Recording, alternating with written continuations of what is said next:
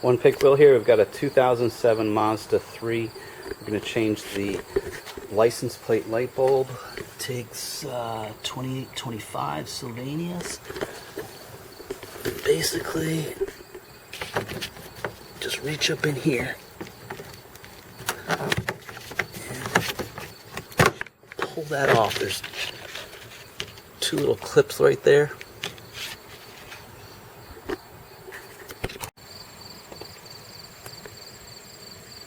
Okay, so all you gotta do is turn it like this, pull it out, and then hopefully, yeah, that pulls right out. Get our new bulb.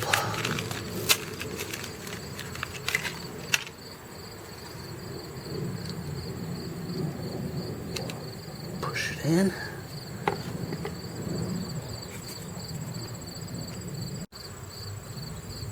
I always like to test things before I put it all back together, so it's working. Good.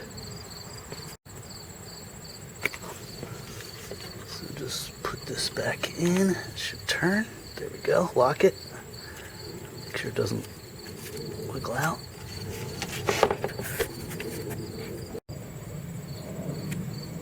Alright, and then just put this back in here. Make sure the tabs slide in.